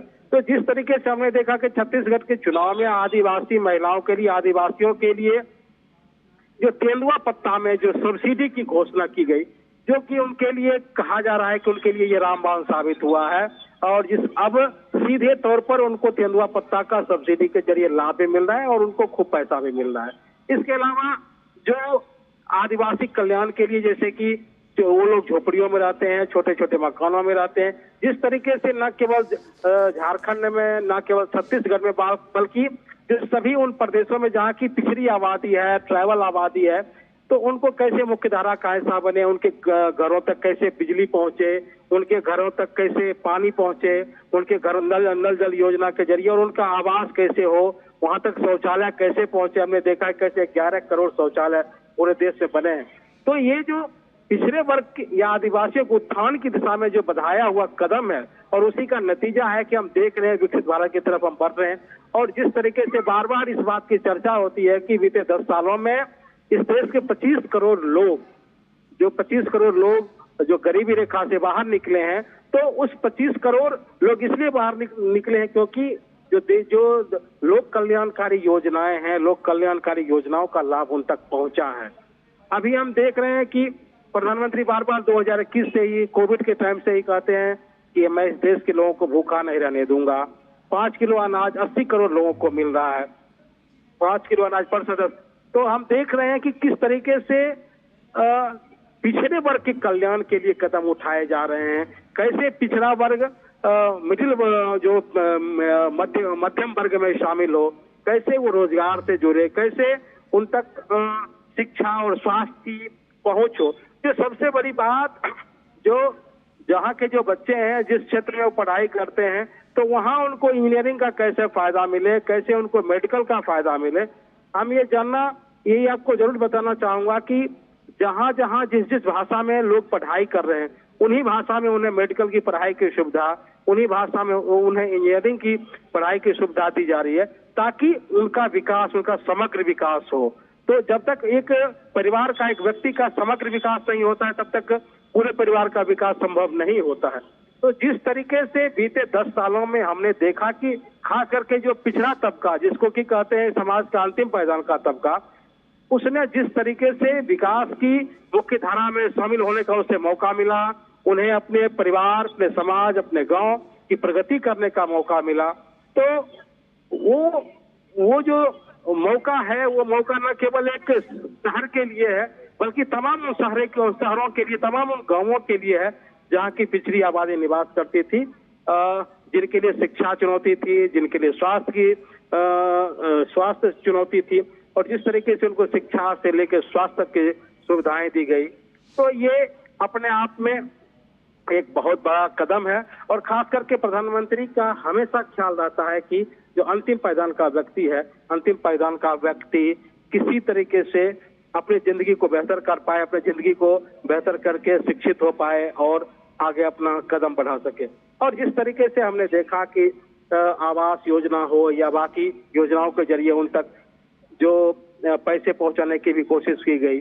और जो सबसे बड़ी बात, एक जो अहम बात जो प्रधानमंत्री बार बार अपनी रैलियों में कहते हैं और अपनी कहते हैं कि लगभग 34,000 करोड़ रुपये उन्होंने टीबीटी के जरिए, डिजिटल इंडिया के जरिए जो लाभार्थियों के खाते तक पहुंचाए हैं। तो ये वही पैसा है जो पैसा सीधे तौर पर वो जो कमीशन खोरी में चला जाता था, या बार बार जो उसके बीच के जो बिचौलिए होते थे वो खा जाते थे। और जिस तरीके से डिजिटल इंडिया जबकि कैंपेन शुरू हुआ, तो उसके बाद लोगों के खाते खोले गए और लाभार्थियों के खाते में सीधे पैसे पहुंचाए गए। उन पैसों में किसी मुखिया या किसी जनप्रतिनिधि की हिस्सेदारी जो है उससे बच पाई। तो समग्र विकास का ये पैमाना है कि सरकार जो सीधे जो पैसा डाल रही है वो लाभार्थियों तक पहुंच रही है और लाभार्थियों को इसका सीधा लाभ मिल रहा है। उसी दिशा में हम देख सकते हैं, अगर रांची शहर को देखें तो रांची शहर भी उसी दिशा में, जिस तरीके से यहाँ की अच्छी सड़कें हैं, जिस तरह से यहाँ के अच्छे अस्पताल, और जिस तरीके से यहाँ स्वास्थ्य से लेकर शिक्षा का विकास हुआ है, इसका फायदा जरूर जो भाजपा के प्रत्याशी संजय सेठ हैं उनको मिलने का। जी बिल्कुल धीरज, मैं आपको थोड़ा सा ब्रीथिंग स्पेस दे रहा हूं। मैं कुछ जानकारी अपने दर्शकों के साथ साझा करना चाहता हूं। जो रांची सीट का अगर हम इसके इतिहास की बात करें तो रांची जो लोकसभा सीट है वो रांची, हटिया, कांके, ईचागढ़, सिल्ली और खिजरी विधानसभा सीटों को मिलकर बनाया गया है ये रांची लोकसभा सीट। और इस सीट पर झारखंड राज्य के बिहार से अलग होने के बाद हुए 2004 लोकसभा चुनाव में बीजेपी के लगातार 4 बार के सांसद राम टहल चौधरी को कांग्रेस के सुबोधकांत सहाय ने शिकस्त दी थी। वहीं 2009 में भी राम टहल चौधरी को सुबोधकांत सहाय से हार का सामना करना पड़ा। हालांकि 2014 में राम टहल चौधरी ने जोरदार वापसी की और सुबोधकांत सहाय को मात दी 2014 में। और इसके बाद 2019 के चुनाव में भी बीजेपी की ही जीत हुई थी, यानी कि बीते 2 लोकसभा चुनाव में 2014 की बात कर ली जाए, 2019 की बात कर ली जाए, इन दोनों ही चुनावों में लोकसभा चुनाव में बीजेपी के प्रत्याशी की यहां से जीत हुई थी। और इस दौरान संजय सेठ, जो कि इस बार भी लोकसभा के प्रत्याशी हैं रांची सीट से, उन्होंने कांग्रेस उम्मीदवार सुबोधकांत सहाय को हराया था। और इस सीट से बीजेपी के जो राम टहल चौधरी अब 1991, 1996, 1998, 1999 और 2014 में वो 5 बार सांसद रह चुके हैं। हालांकि कांग्रेस का भी यहाँ पे अच्छा खासा कब्जा रहा है। और हम आपको बता दें कि यही वो शहर है, महेंद्र सिंह धोनी महान क्रिकेटर, उनका भी गृहनगर झारखंड की राजधानी रांची ही है और रांची को झरनों का शहर भी कहा जाता है। तो इस तरह से ये कुछ महत्वपूर्ण आपको मैंने जानकारी दी कि किस तरह से यहाँ पे जो हार और जीत में किस तरह से कौन सी पार्टियाँ जीतती रही हैं। ऐसे में धीरज एक बार फिर से मैं आपका रुख करना चाहूँगा। और जैसा कि अपने संजय सेठ के नामांकन भरने के दौरान पुष्कर सिंह धामी मौजूद थे, जो कि उत्तराखंड के सीएम हैं, उन्होंने भी कहा था कि देखिए ये केंद्र की मोदी सरकार ही है, नरेंद्र मोदी ही हैं जिन्होंने जनजातियों का, आदिवासियों का सम्मान किया, जनजातीय गौरव दिवस मनाने का फैसला किया। यही वो प्रधानमंत्री हैं जिनके कार्यकाल में एक आदिवासी व्यक्ति को राष्ट्रपति बनाया गया। द्रौपदी मुर्मू की बात उन्होंने की, तो उन्होंने ये कहने की कोशिश की कि देखिए किस तरह से आपका मान और सम्मान आदिवासियों का, जनजातियों का बढ़ाने का काम किया। और कई सारी योजनाएं हैं ट्राइफेड के जरिए, उनके जो वनोत्पाद हैं, वन उपज हैं, उनको खरीदने का काम किया। तो ये सारी चीज़ें कहीं ना कहीं उनके उत्थान के लिए, उनके विकास के लिए बीते 10 वर्षों में बीजेपी की सरकार केंद्र की करती रही है।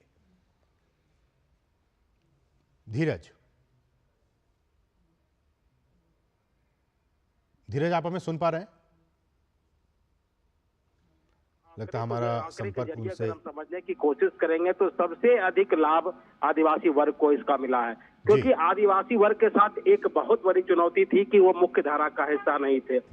उन तक सुविधाएं बिल्कुल नगण्य थी। वहां तक उनके जो गांव थे, उनके गांव तक सड़कें नहीं पहुंचती थी, उनके बच्चे स्कूल नहीं जाते थे। तो ये एक प्रकार की बहुत बड़ी चुनौती उनके सामने थी कि उनकी जो पीढ़ी दर पीढ़ी जो उनके जो बच्चे थे वो मुख्य धारा का हिस्सा नहीं बन पाते थे। प्रधानमंत्री मोदी जबकि प्रधानमंत्री बनने के बाद उन्होंने आदिवासियों के कल्याण के लिए अलग से एक मंत्रालय का ही गठन किया और उस मंत्रालय के लिए न केवल मंत्रालय का गठन हुआ बल्कि उसके लिए फंडिंग की जो सुविधा है वो अलग से फंडिंग की सुविधा दी गई। और उस फंडिंग के लिए अलग से जो आदिवासी मंत्रालय को जो हमारे अर्जुन मुंडा केंद्रीय मंत्री ने बीते सालों में बहुत अच्छी तरीके से संभाला और किस तरीके से आदिवासी के बच्चों का कैसे उनका विकास हो, कैसे आदिवासी के बच्चे मुख्य धारा का हिस्सा बने, कैसे आदिवासी के बच्चे इंजीनियरिंग की पढ़ाई करें, मेडिकल की पढ़ाई करें, उसका विकास हुआ। खास करके मेडिकल कॉलेज की स्थापना आदिवासी इलाकों में भी हुई है। हम देख सकते हैं कि बस्तर के इलाकों में भी, जो छत्तीसगढ़ के बस्तर के इलाकों में भी मेडिकल कॉलेज की स्थापना की गई ताकि आदिवासी के बच्चे मुख्य धारा का हिस्सा बने।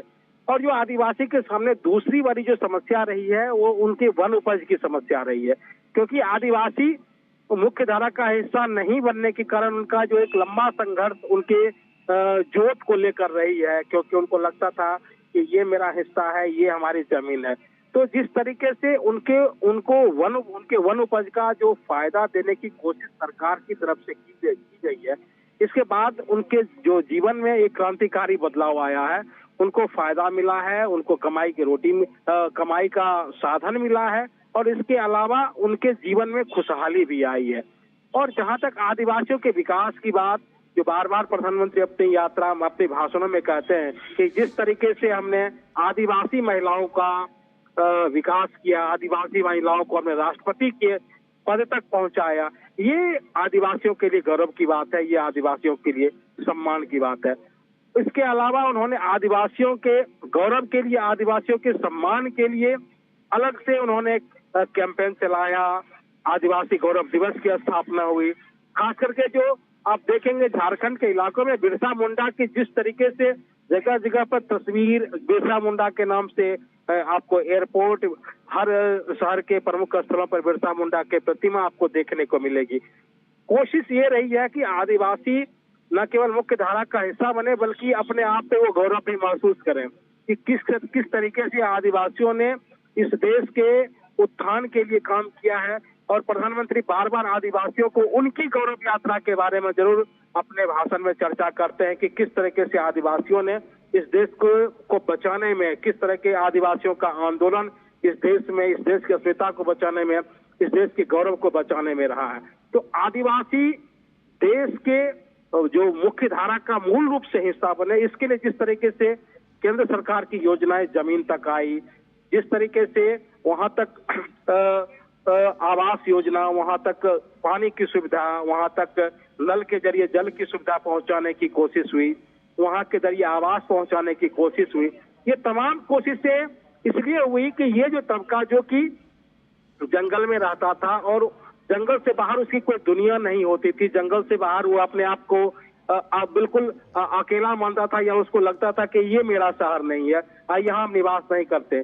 और जिस तरीके से अब उस इलाके के लोग भी मेडिकल की पढ़ाई करके या इंजीनियरिंग की पढ़ाई करके मुख्य धारा का हिस्सा बन रहे हैं, वापस आ रहे हैं, शहर की तरफ आ रहे हैं, तो हम कह सकते हैं कि सरकार ने आदिवासियों के कल्याण के लिए जिस तरीके से बीते 10 सालों में कार्यक्रम चलाए हैं, और उस कार्यक्रम न केवल कार्यक्रम चलाया है, हमने अर्जुन मुंडा के कई कार्यक्रमों में मैं शामिल हुआ हूं और मैंने देखा कि किस तरीके से आदिवासियों को जंगल में रहने के बावजूद उनकी जो संपदा है, उनका जो हुनर है, उसके हुनर को कैसे उभारा जाए।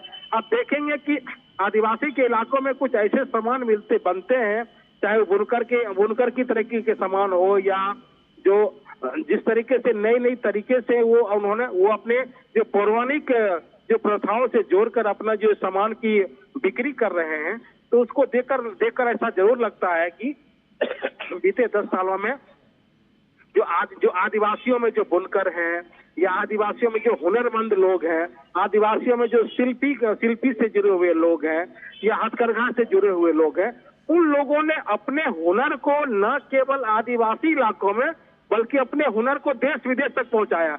और आप देख सकते हैं कि आदिवासी जो प्रोडक्ट हैं, जो सुदूर गांव में बनाए गए प्रोडक्ट हैं, उनके हस्तशिल्प को, उनकी चित्रकारी को या उनके जो हुनर को आप देख सकते हैं, आप अमेज़न पे देख सकते हैं, या तो किस तरीके से उसका एक बाजार बनाने की कोशिश प्रधानमंत्री मोदी की तरफ से हुई है। तो इस कोशिश का नतीजा है कि अब आदिवासियों का जो सामान है अमेज़न पर न केवल देश में बल्कि विदेशों तक में बिकने लगा है और उसका कमाई जो है, उसका पैसा आदिवासियों तक पहुंचा है। तो हम कह सकते हैं कि बीते 10 सालों में आदिवासियों के कल्याण के लिए, आदिवासियों के लिए विकास के लिए भारतीय जनता पार्टी ने बहुत ही शानदार काम किया है। जी बिल्कुल, धीरे हमारे साथ बने रहिए। हमारे साथ दिवाकर भी इस वक्त लगातार बने हुए हैं रांची से ही। दिवाकर, जिस बात का जिक्र लगातार धीरज कर रहे हैं कि बीते वर्षों में 10 वर्षों में जनजातियों के कल्याण के लिए, आदिवासियों के कल्याण के लिए जिस तरह से प्रधानमंत्री और केंद्र की मोदी सरकार ने किया, वो वाकई लाजवाब है। ऐसे में एक और उसमें ऐड करना चाहूँगा, फॉरेस्ट राइट एक्ट FRA, उसमें बहुत वर्षों से ये मांग थी कि उसमें संशोधन किए जाएं और केंद्र की मोदी सरकार ने उसमें संशोधन किया और उस संशोधन के बाद से जो एक अधिकार उन आदिवासियों को मिला जो जंगलों में रहते हैं, जो वहाँ के उपज पे ही डिपेंड हैं, इस तरह से उनको भी आर्थिक तौर पर मजबूत करने का काम किया और वो मुख्य धारा में शामिल हो सके। ये इसको कितना महत्वपूर्ण आप मानते हैं? देखिए, निश्चित तौर पर जनजातीय समाज के जो लोग हैं, जो एक तरीके से जंगलों में रहते हैं, हमेशा से ये कहा जाता है कि जो उनकी जीवनचर्या है, उनका जो जीने की जो उनकी शैली है, उनके जो खान पान है, उनके रहन सहन है और उनकी आमदनी का जो जरिया है, वो कहीं ना कहीं प्रकृति से जुड़ा हुआ है। और जल, जंगल और जमीन इसीलिए उनका एक आंदोलन का एक स्वरूप हमेशा से रहा है। तो प्रधानमंत्री नरेंद्र मोदी की ये कोशिश रही थी, जो पिछले 10 सालों में केंद्र सरकार ने ये कोशिश की है कि किस तरीके से आदिवासियों के जो अधिकार है, जहाँ पर वो रहते हैं और जो सस्टेनेबल डेवलपमेंट की बात होती है कि किस तरीके से एक सतत विकास की जो किरण है वो लोगों तक पहुंचे, उससे पर्यावरण को भी बचाया जा सके, उसके जो हमारे संस्कृति है, समाज है, सभ्यता है, इनको भी बचाते हुए पारंपरिक तरीके से विकास किस तरीके से हो, उसमें इसका एक बहुत बड़ा रोल रहा है कि उनके जो अधिकार है उसके साथ उनकी आमदनी को बढ़ाया जाए और उनके आसपास जो उनके हुनर है उसको इसी के जो एक कानून के जरिए कि जिस तरीके से उनके पास जो सुविधाएं आसानी से, चाहे वो बांस के प्रोडक्ट हो, चाहे दूसरे प्रोडक्ट जो जंगलों में आसानी से उपलब्ध होते हैं, उनका उनको अधिकार दिया जाए और वो उसके जरिए अपनी जो उत्पादकता है उसको बढ़ा सके और उसके जरिए उनकी आमदनी बढ़ सके। तो इसका एक बहुत बड़ा इम्पैक्ट है और निश्चित तौर पर इससे आदिवासियों की आमदनी भी बढ़ी है। तो ये हम कह सकते हैं कि इस तरह के जो छोटे छोटे कदम इन जनजातीय बहुल इलाकों के लिए उठाए गए हैं केंद्र सरकार की ओर से, जो पहल की गई है पिछले 10 सालों में, इसका एक इम्पैक्ट निश्चित तौर पर है। और लगातार ये कोशिश हो रही है कि जनजातीय समाज को मुख्य धारा में लाकर उनका उत्थान किया जा सके। जिस तरीके से ये प्रयास हो रहा है कि जो उनके बच्चे हैं वो बेहतर तरीके से पढ़ सके और उसके बाद जो उनके अधिकार हैं, उनकी आमदनी, जो दूसरे लोग चाहे वो पारंपरिक तरीके से खेती कर रहे हो, चाहे महिलाएं जो सेल्फ हेल्प ग्रुप के जरिए अपने आप को आत्मनिर्भर बनाने की कोशिश कर रही है, तो तमाम वैसे लोगों को अभी आपने देखा कि किस तरीके से एक नई जो योजना ड्रोन दीदी का जो कॉन्सेप्ट है उसको लेकर भी झारखंड की महिलाओं में गजब का क्रेज देखने को मिल रहा था।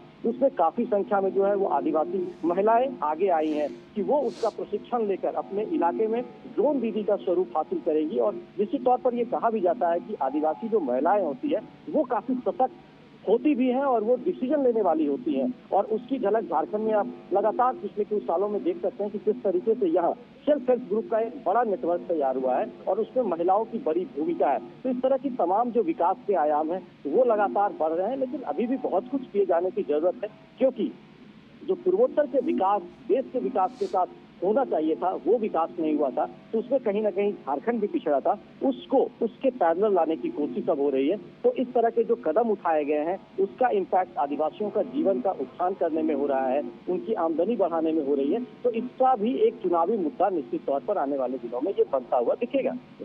बिल्कुल बिल्कुल, बहुत ही महत्वपूर्ण बातें आप कह रहे हैं और दर्शकों को ये सारी बातें जानने और समझने की भी ज़रूरत है। ऐसे में दिवाकर, रांची से पहले जब प्रधानमंत्री सिंहभूम में थे और सिंहभूम में उन्होंने एक रैली को संबोधित किया, उन्होंने इस दौरान एक बहुत ही महत्वपूर्ण बातें कही। मैं उस बात की तरफ आपका ध्यान आकर्षित करना चाहता हूँ, उस पर आपकी टिप्पणी चाहता हूँ। प्रधानमंत्री ने सिंहभूम में कहा कि ये मोदी की गारंटी नाम से जो गाड़ियाँ निकली थी पूरे देश में, वो गाड़ी हमने झारखंड के खूंटी से ही उसकी शुरुआत की। और उन्होंने ये भी कहा कि झारखंड और भाजपा का दिल का नाता है, झारखंड को अटल जी ने बनाया, लेकिन कांग्रेस ने झारखंड के निर्माण का भी घोर विरोध किया था। इस पर आपकी टिप्पणी। देखिए, निश्चित तौर पर झारखंड की जो एक देन है वो भारतीय जनता पार्टी को कहा जाता है कि उन्होंने जो एक 3 राज्य एक साथ बने थे, लेकिन जिस तरह से विकास झारखंड का होना चाहिए था तो वो नहीं हुआ था। तो लगातार प्रधानमंत्री नरेंद्र मोदी की यह फोकस, यह कोशिश रही है कि कैसे झारखंड को जो है वो विकास यहाँ पर कायम किया जा सके और उस विकास की किरण झारखंड में पहुंचे और उसे आगे बढ़ाया जा सके, उसकी कोशिश लगातार हो रही है। तो सिंहभूम की रैली के बाद प्रधानमंत्री जब कल पलामू और लोहरदगा में पहुंचेंगे, तो ये भी जो इलाका है, जो लोहरदगा का जो संसदीय क्षेत्र है, ये भी ट्राइब्स के लिए, शेड्यूल्ड ट्राइब्स के लिए आरक्षित सीट है और यहाँ पर भी जो जनजातीय समाज की आबादी है वो काफी ज्यादा है। और यहाँ पर पिछले बार भी बीजेपी ने इन दोनों सीटों पर कब्जा जमाया था। और उसके अलावा जो खूंटी, जो जनजातीय बहुल इलाका है, जिसका प्रतिनिधित्व केंद्रीय मंत्री भी है, केंद्रीय कृषि मंत्री, जनजातीय मामलों के मंत्री अर्जुन मुंडा है, तो आप समझ सकते हैं कि जब यहाँ से कोई जीत कर भी जाता है तो उसको किस तरीके से प्रधानमंत्री वहाँ केंद्र में उसको जगह मिलती है। तो आप समझ सकते हैं कि झारखंड के विकास को लेकर ये जो एनडीए की सरकार है केंद्र में, वो किस तरीके से वो दिखती है कि फिर संकल्पित है। जी। और ऐसे में उन्होंने भ्रष्टाचार का भी मुद्दा काफ़ी ज़ोर शोर से उठाया। दिवाकर, प्रधानमंत्री ने कहा भी था कि जो जेएमएम और कांग्रेस की जो ये मिलीजुली सरकार है उसने राज्य के खान और खनिज को अवैध तरीके से लूटा है, अवैध खनन कर उसे लूटा जा रहा है। और इसका हमने बानगी भी देखा कि किस तरह से एक वहाँ के नेता के घर से, ठिकाने से, कांग्रेस नेता के ठिकाने से 300 करोड़ रुपए नकद बरामद हुए थे। तो प्रधानमंत्री ने कहा कि किस तरह से भ्रष्टाचार वहाँ बढ़ गया है। तो मुझे लगता है कि ये एक बहुत बड़ा मुद्दा झारखंड के लोकसभा चुनाव में भी दिखेगा कि किस तरह से लोग इस मुद्दे पर अपनी राय जो है वो जाहिर करते हैं।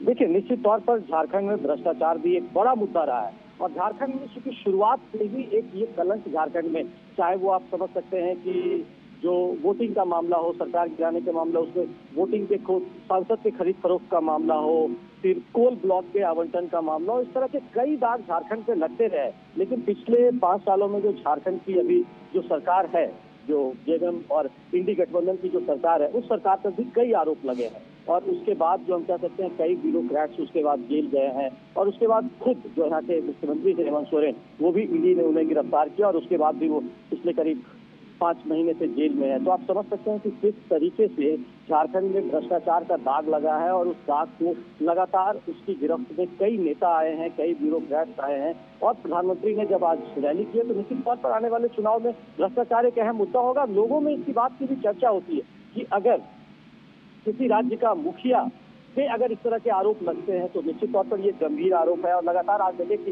हाईकोर्ट की ओर से भी जब इस मामले में उन्होंने राहत लेने की कोशिश की थी तो हाईकोर्ट ने भी उनकी जो अर्जी थी उसे खारिज कर दिया। तो आप समझ सकते हैं कि कितना जो भ्रष्टाचार का मामला है वो झारखंड में एक तरीके से चलिए बहुत शुक्रिया दिवाकर, बहुत बहुत शुक्रिया। समय इतना ही हमारे पास, तो बहुत बहुत शुक्रिया इन तमाम ताज़ा अपडेट्स को हम तक पहुंचाने के लिए। तो आप ये सीधी तस्वीरें देख रहे थे झारखंड की राजधानी रांची से, जहां प्रधानमंत्री नरेंद्र मोदी एक रोड शो कर रहे थे और रांची से जो लोकसभा के उम्मीदवार है संजय सेठ, उनके लिए वो वोट मांग रहे थे। रांची में अगले चरणों में झारखंड में लोकसभा के चुनाव होने वाले, इसी कड़ी में प्रधानमंत्री वहां पे एक रोड शो कर रहे थे। उससे पहले भी उन्होंने एक जनसभा को सिंहमुंह में संबोधित किया था। तो इसके साथ ही जनादेश के आज के इस अंक में बस इतना ही। मुझे और हमारी पूरी टीम को दीजिए अनुमति।